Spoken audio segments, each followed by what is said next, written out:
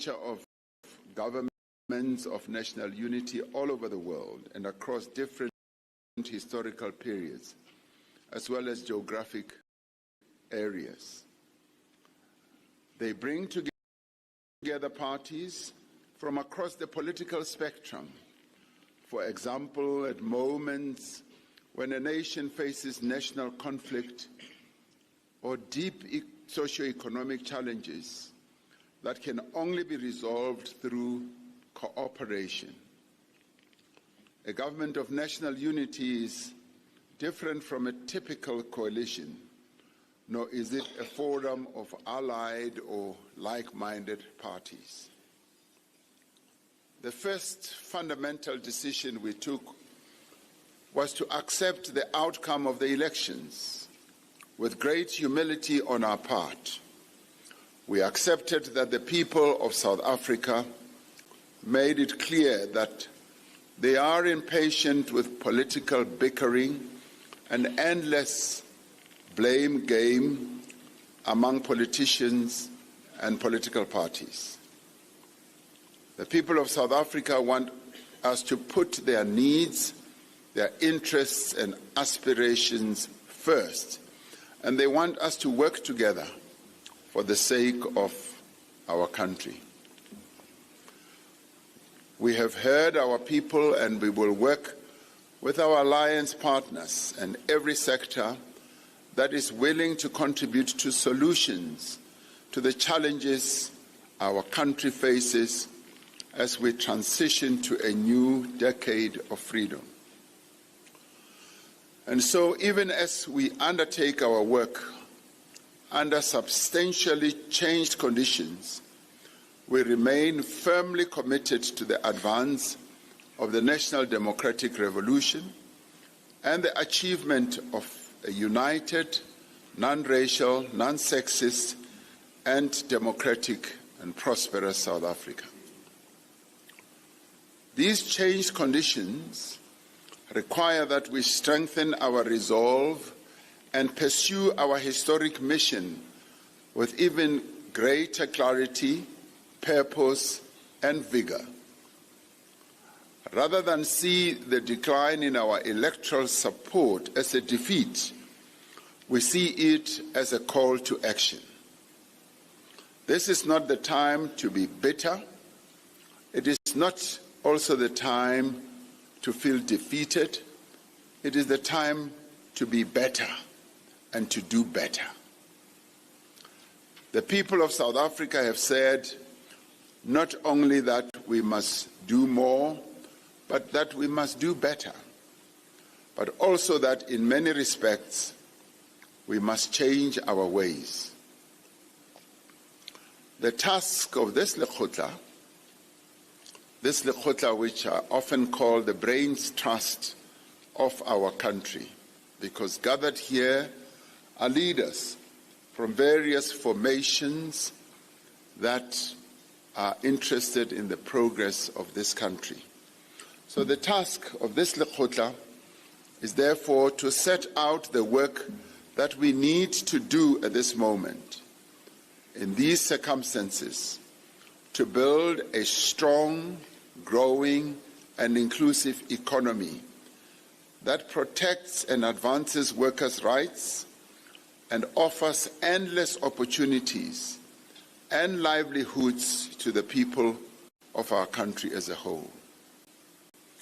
We must spend the next 3 days planning how we will achieve the task of democratic renewal and socio-economic transformation so that no one is left behind as our country enters the 4th decade of freedom.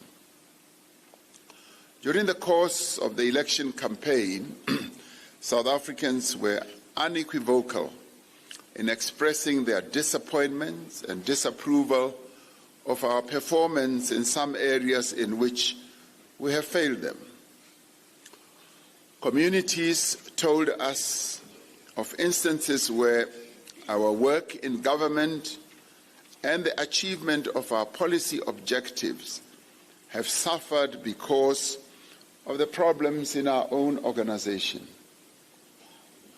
The ANC and our alliance partners agree that the national fault lines of unemployment, inequality and poverty have persisted despite progress that has been made over the past 30 years in our country.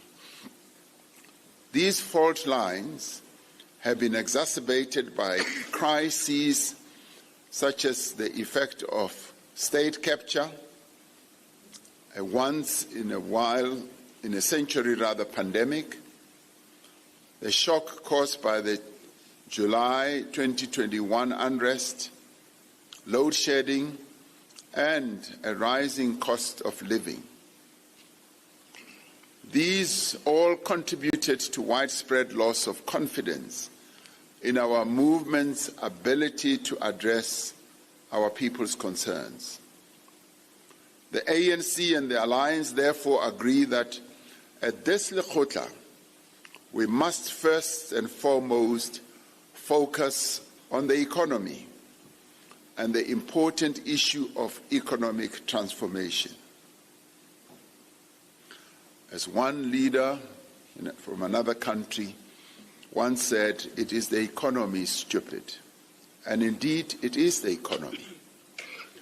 Our people want a transformed, growing, and inclusive economy that creates jobs for millions of job seekers, and that offers business opportunities to our entrepreneurs in our nation, women, men, young and old, urban and rural.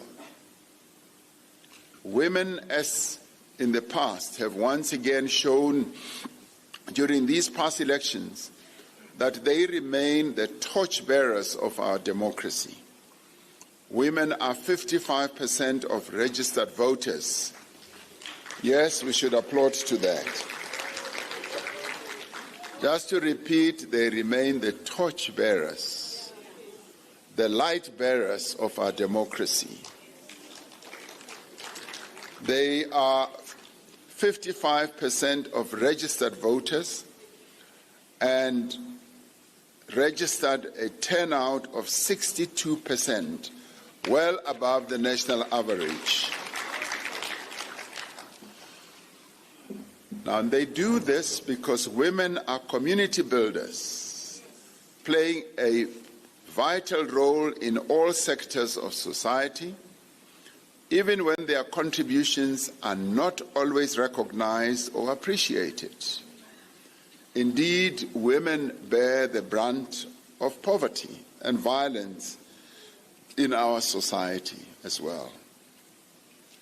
As we craft our contributions towards the program of the 7th administration, we must ensure that we make decisive progress towards the empowerment of women and also to truly have a non-sexist South Africa.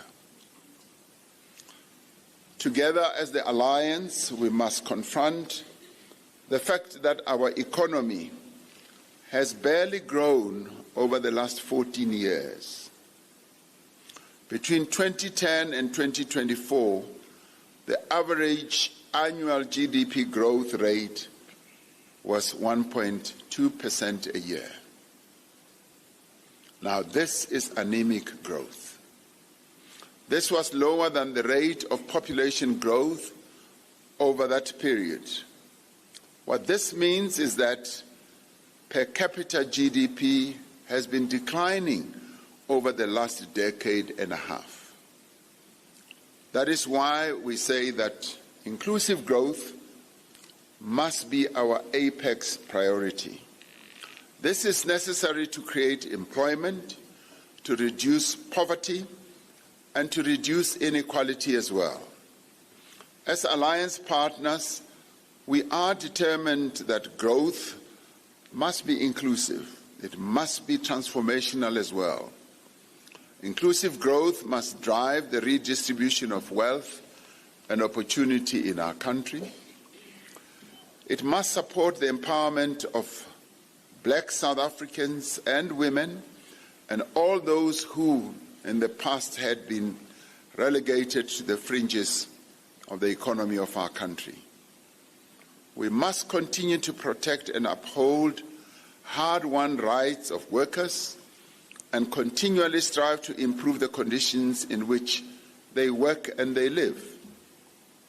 Inclusive growth demands that we affirm the position of women and youth in the economy and enable the full participation of people with disabilities and other vulnerable groups in our economy.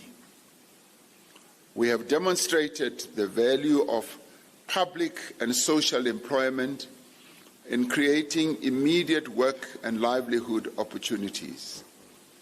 Over the next 3 days, we must plan to ensure that these programs are massified and become more effective. We're going to have to come up with innovative ideas of how our job creation processes and initiatives can be massified, as we cannot continue having so many South Africans unemployed. Much work has been done in creating conditions for greater investment in infrastructure, improving mechanisms for planning, financing, and implementation. Over the past 5 years, a lot of work has been done in putting in place capabilities to enable us to be more investment friendly and be able to attract investment so as to push ahead, particularly with investment in infrastructure. But we need to massively increase the scale of investment, particularly in a number of sectors of our economy, and particularly in the new sectors of our economy, the green economy, the hydrogen economy, in agriculture, yes, in mining. Those are areas that are becoming frontiers of growth, the digital economy as well. We need to pay greater attention to infrastructure maintenance. We have worked with stakeholders, including business and organized labor, to develop master plans in important sectors of the economy, focusing on the actions needed to enhance growth in the respective industries, increased investment, creation of jobs, and faster transformation. At this Lekgotla, we need to assess the efficacy of the master plans that we have now put in place and the contribution that they are making to industrialization as well as to local production. We need to focus on our industrial policy to enhance economic growth, and we need to add value to our minerals through beneficiation to generate economic growth. We must be more targeted in the support that we provide to emerging businesses, ranging from black industrialists to small, medium enterprises and cooperatives. We need to look at the impact of this type of support that we have on offer and ensure that it reaches businesses in townships and rural areas. It was during the election campaign, as we crisscrossed the length and the breadth of our country, where we realized that there is a lacuna and a deep gap in the funding of businesses where our people live, the support of businesses in the rural areas, in the urban areas. This is what this Lekgotla also needs to focus attention on. Through the Energy Action Plan, the ANC-led government has reduced the severity of load shedding and have enabled massive investment in new generation capacity. We are in the process of far-reaching reforms to establish a competitive energy market for the first time. And this, in many ways, will also lead to the lowering of the costs of living. The ANC government has similarly undertaken reforms that will increase investment in our ports and railways, improve efficiencies, increase competition, and lower the cost of doing business as well. We must ensure that we fix our logistics sector so that it supports our economic and trade objectives. Through legislative, regulatory, and operational changes, government has made substantial progress in telecommunications, in water, as well as in visa reform. As the Alliance, we know that poverty has many dimensions. While economic growth and job creation are critical to poverty reduction, government must use the resources and capabilities of the state in an integrated manner to tackle poverty. At this Lekgotla, we must discuss how government can use the social wage more effectively. By this we mean we must discuss how government can maintain and improve the provision of subsidized housing, transport, basic services to the poor in our country. We have seen how the special social relief grant of disaster that the ANC-led government introduced during COVID provided a lifeline to millions of South Africans, particularly in the context of rising prices. We need to examine how this grant can support the introduction of a sustainable form of income support for unemployed people. We need to appreciate the impact that a well-functioning and quality education system has both on reducing poverty and driving inclusive economic growth. We should discuss how to achieve universal access to early childhood development, which we have decided we must do, and how we can strengthen teaching and learning in the foundation phase of schooling. It is in this area where we need to focus more attention, as success in this area pays greater dividends as young people accede to higher levels of learning. To ensure that we produce the skills that our economy needs, government must expand vocational and technical training in schools and post-schools institutions and take a demand-led approach to skills development.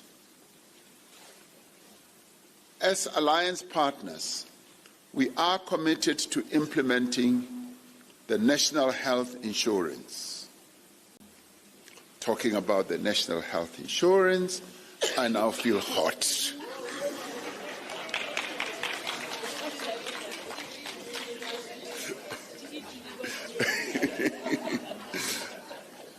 Now, as part of this work of implementing the National Health Insurance, government must strengthen healthcare infrastructure. We must improve the training of healthcare personnel and use technology to improve healthcare management. As the Alliance, we must support and advance the professionalization of the public service, ensuring that we attract into the state people with skills, capabilities, and integrity.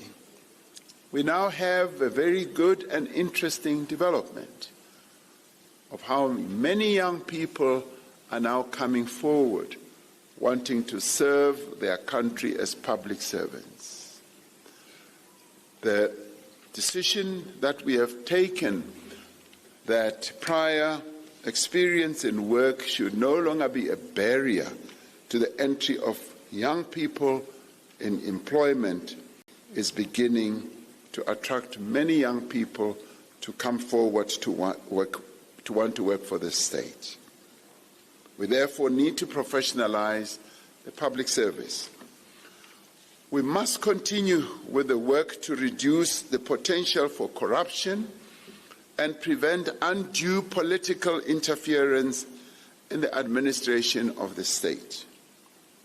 We must modernize the state, learning from global best practice and undertaking the digital transformation of public services. And in this regard, we often find that we are way behind where our people are. Many of our people are tech-savvy, and the state is lagging behind. Government must complete the work to restore the financial position and operational performance of our state-owned enterprises. This includes completing the implementation of a new centralized ownership model for SOEs. This will improve accountability, transparency, governance, and oversight, while reducing the potential for corruption and inefficiency. And it will also reduce the silo mentality of how some of these state-owned enterprises function. We must function as an integrated government in all respects. At the same time, we must ensure that key state-owned enterprises account on policy performance to their line departments as decided by the ANC National Conference. Our alliance partners and the broader public have noted on several occasions the devastating impact of state capture on our law enforcement agencies and security services. There is much work to be done to strengthen the other parts of the criminal justice system, from the police and the Hawks and to the NPA, the courts and correctional services as well. An area that requires particular attention is local government. Municipalities, which are most critical for the delivery of infrastructure and basic services to our people, are failing. Together with our alliance partners, we are agreed that municipalities are most critical for creating the conditions in which businesses can grow and create jobs, and are therefore essential for the achievement of inclusive growth. In our manifesto, election manifesto that is, we said that national and provincial government would use the levers provided in the Constitution and in law to strengthen municipalities and to intervene where they are failing. We have seen the impact of the failure of local government in the election results. We know that many people withheld their votes because of their disappointment and dissatisfaction with the provision of services and the state of infrastructure at the local level where they live. Our analysis of the election results show that the ANC experienced the greatest decline in its share of votes in the metros. The instability, dysfunction, and poor performance of metros like Johannesburg, Tshwane, Ekurhuleni, eThekwini, and Buffalo City are clearly reflected in the election results. We therefore need decisive interventions in these metros This is necessary not simply for the ANC's electoral prospects, but for the sake of engendering inclusive growth, ensuring that there is job creation and that there is poverty reduction. These metros are where millions of our people live, where most economic activity actually takes place. The NEC made an assessment in all hung municipalities, and has decided to intervene to work with a range of parties to stabilize municipalities across the country. During this month, the National Task Team on Coalitions will be engaging starting in Johannesburg, and it will also help to restore and rebuild and renew various structures so that we're able to better serve our people. In its analysis of the election results, the NEC recognized that much of the decline in our electoral support can also be attributed to the weaknesses in our own movement. The people of South Africa can see and have punished us for the erosion of our values and our principles, the deterioration of our organizational capacity, the prevalence of corruption, patronage, division, as well as factionalism. Following the 54th National Conference in December of 2017, we embarked on a process of renewal and rebuilding. 7 years later, despite some setbacks and a measure of resistance, we can point to important progress that we have been making on the road to renewal. But it is not enough either to meet our own objectives or expectations of the people. Therefore, one of the central tasks of the movement now is to take decisive action to rid our movement of practices that undermine our ability to build a united, non-racial, democratic, non-sexist, and prosperous society. Now, as directed by the 2024 January 8th statement, we must build and strengthen the capacity of the ANC to lead meaningful social and economic transformation so that the people, and in particular workers and the unemployed, can benefit. We must strengthen the quality and the caliber of our membership, our cadreship, but also more importantly, our leadership. We need to strengthen our leagues to fulfill their crucial roles within the movement and broadly in society. We must be principled and consistent about instilling discipline and respect for organizational processes and principles. The recurring theme during the NEC of the past 3 days was that we must be much more rigorous and earnest about accountability and consequence management for acts of indiscipline and those who transgress the rules of our movement. Leaders and public representatives must be held accountable through organizational processes. And we have resolved that this is precisely what we are going to upgrade, to take to a higher gear, because it is in this area where there is a lack of accountability and lack of consequence management that contributes to the decline of our movement and to the standing of our movement in the eyes of the public. Renewal must be our mission, our preoccupation, and our driving force. Renewal is about reclaiming, rebuilding, and restoring the standing and the image of this glorious movement.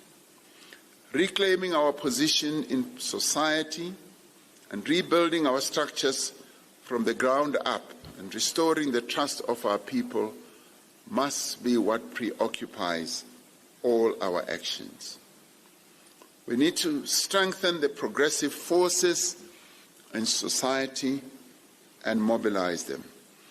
As we reflect on the work we must do to rebuild our movement, we need to work to strengthen the progressive forces, yes, in society, our unions, our various non-governmental organizations.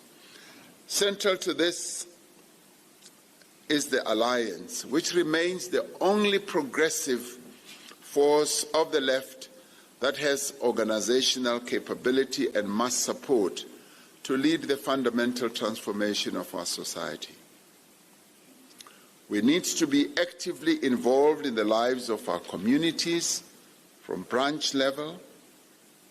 We need to organize amongst workers, women, youth, professionals, traditional leaders, cultural workers, religious communities, and others.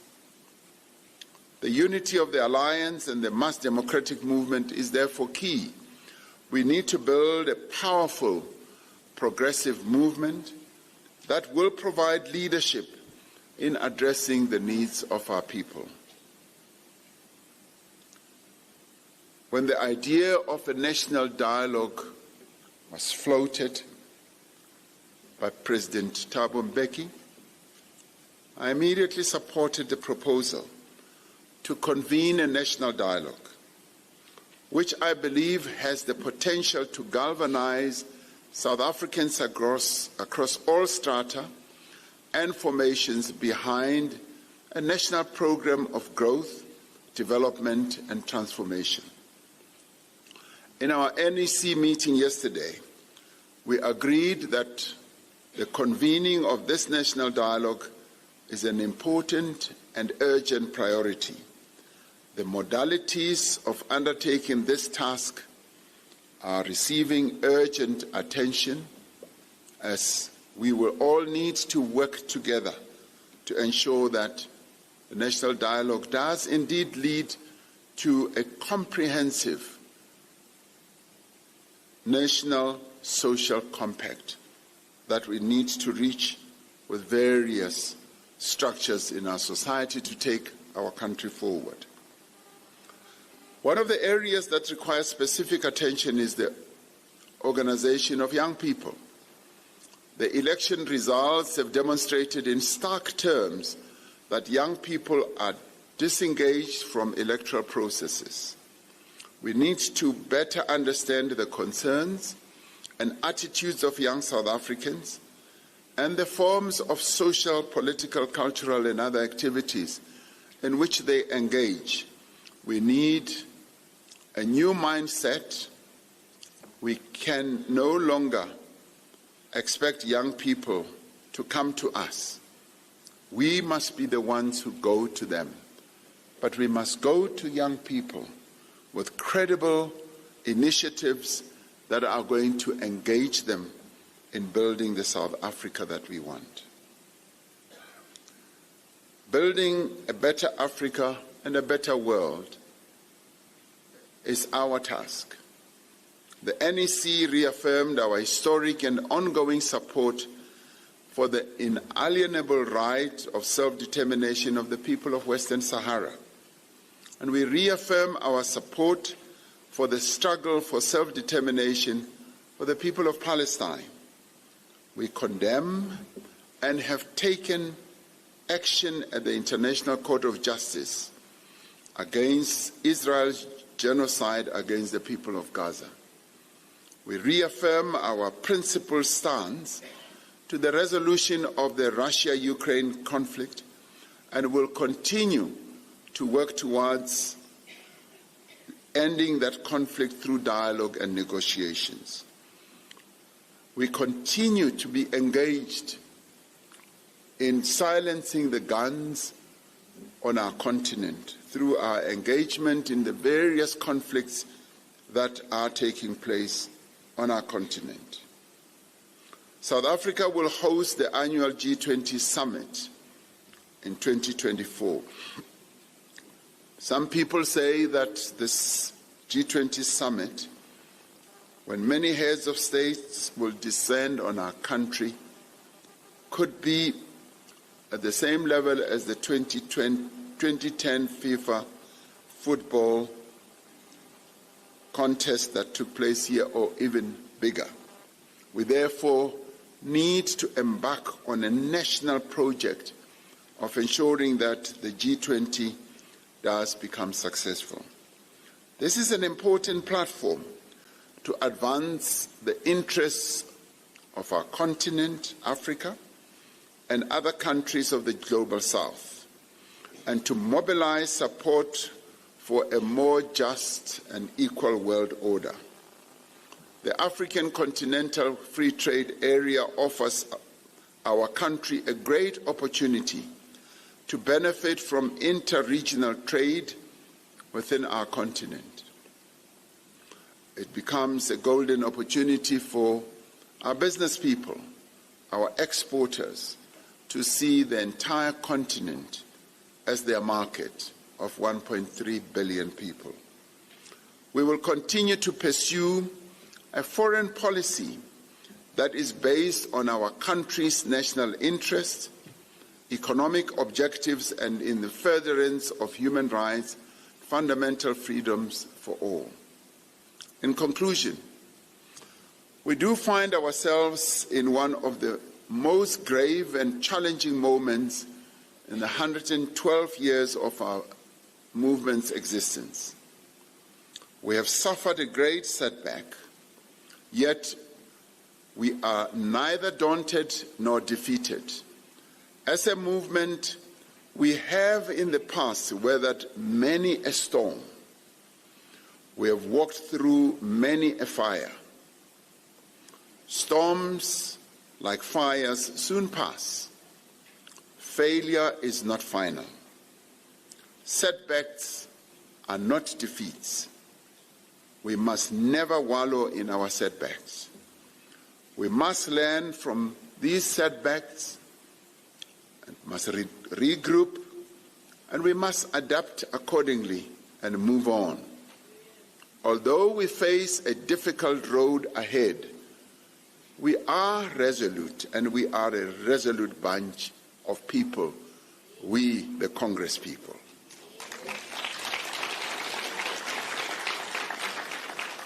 We therefore must, as we have done before, critically examine our strategies, our tactics, our programs and practices.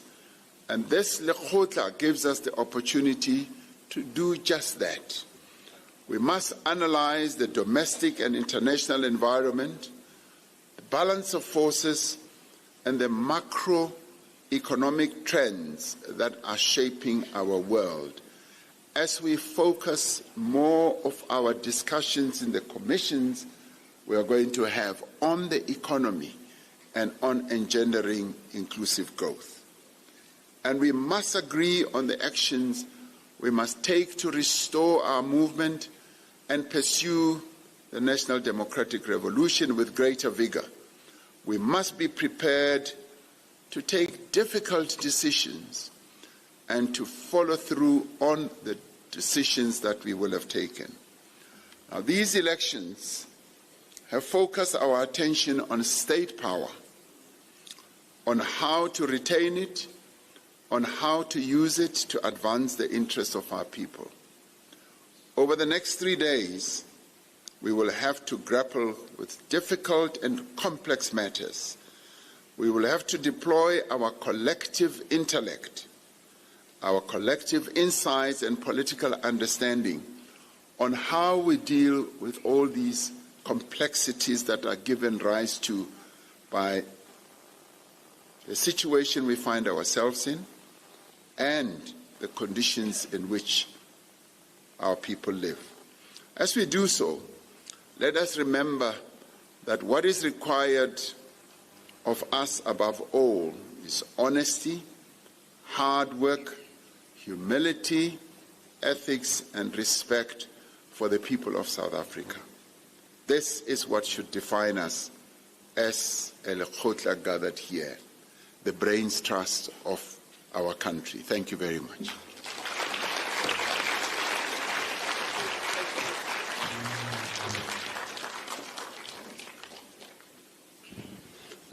Okay. We're going to request the media to leave.